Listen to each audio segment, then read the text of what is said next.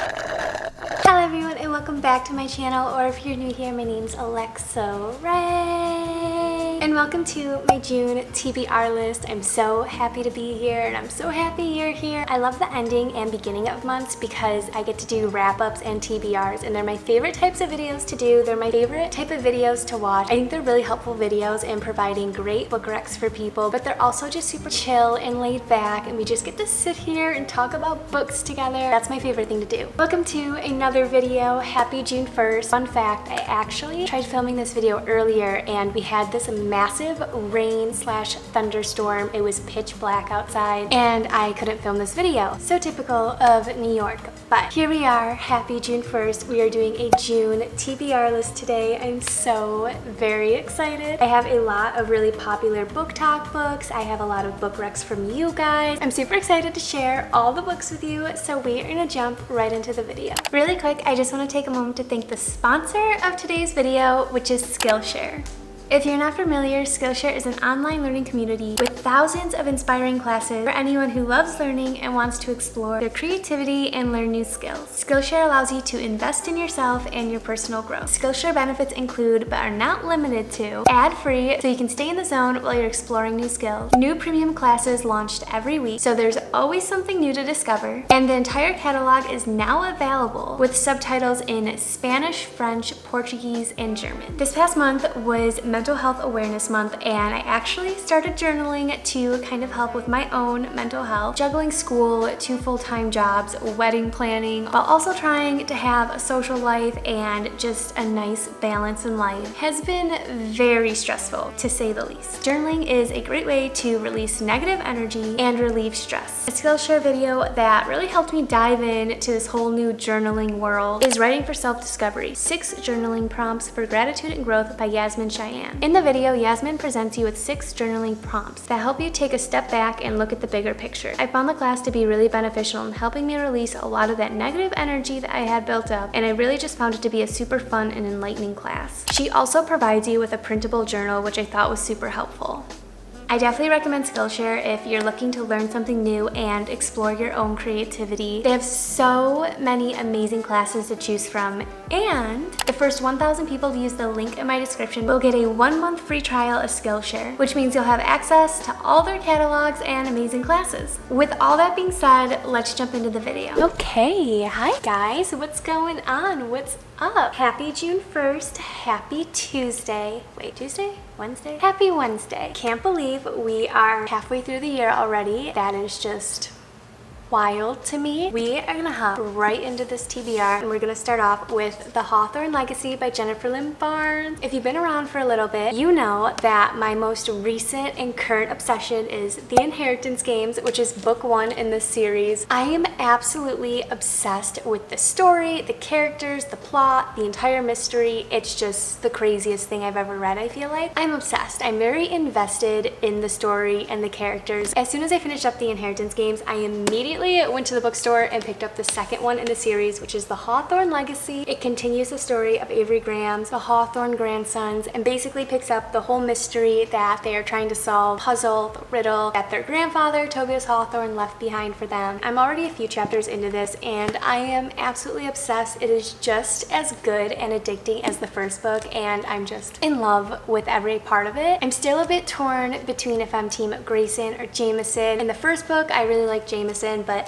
I just felt like his priorities weren't in order or something, so then I started to lean towards Grayson. Now I'm here. I'm just kind of torn between the two. Book 3 is The Final Gambit, and that actually comes out in August. I'm so freaking excited. The next book on my list is Archer's Voice by Mia Sheridan. This I've seen like everywhere on Book Talk, Instagram, YouTube. It's basically like the new big romance to be reading at the moment. A lot of people say it reminds them of Colleen Hoover. I'm really excited. I hear that Archer is just like the perfect character, so I'm excited to read all about him and his story. I'm such a sucker for corny, cheesy romances. You guys know this if you've been here for a while. It says that is one of the top 100 romance novels of all time on Goodreads. I feel like that says something. Definitely going to be doing a reading vlog for this, so stay tuned for that. Next up we have Kisses and Croissants by Aunt Sophie Johanna. So excited for this because a lot of you have told me that this is kind of like Anna and the French Kiss, and I loved Anna and the French Kiss. It's definitely like a cheesy, corny type of rom-com read, but those are my favorites. I love romances that take place in other countries, so I'm super excited to read this like little French rom-com book. Basically, this tells the story of Mia, who is a professional ballerina. She's attending school in France to pursue her dream, but obviously it's very competitive, and she meets Louis, who is her love interest in this story, and he basically is going to show her all around Paris, and they're gonna fall madly in love. Obviously, we already know this. I feel like I need a happy, cheesy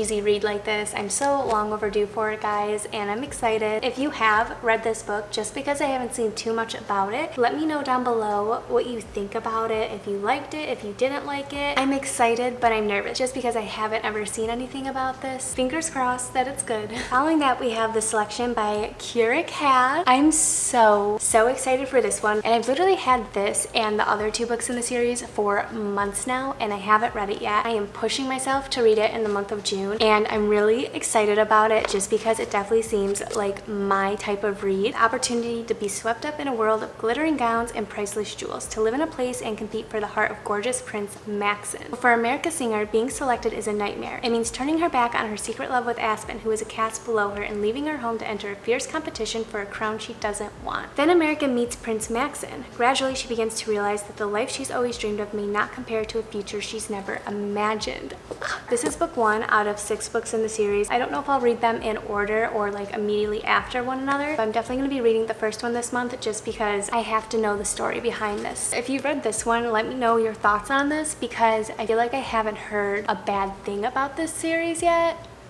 Next up, I have In 5 Years by Rebecca Surley. This I decided to just throw in the mix for the month just because it's a pretty short book. It's only 250 pages. It's a really short book, so I thought I would throw it into the mix and we would give it a try. I hear mixed reviews about this. I'm obsessed with the cover. I think it's so cute. I love the little gold stars and the bridge. I just think it's so pretty and aesthetic looking. It is a Good Morning America and FabFitFun book club pick. It looks like it has really good and positive reviews, so I'm excited to try it out. Dani lives her life by the numbers. She is nothing like her lifelong best friend, the wild, whimsical, believes in fate Bella. Dani's meticulous planning seems to have paid off after she nails the most important job interview of her career and accepts her boyfriend's marriage proposal in one fell swoop, falling asleep completely content. But when she awakens, she's suddenly in a different apartment with a different ring on her finger besides a very different man. Dani spends exactly 1 hour 5 years in the future before she wakes up again in her own home on the brink of midnight, and it is 1 hour she cannot shake. 5 Years is an unforgettable love story, but is not the one you're expecting. Makes me anxious, honestly. I really don't know what this is going to be like. I feel like this can go so many different ways. Next up, I have We Were Liars by E. Lockhart. This is like the second month in a row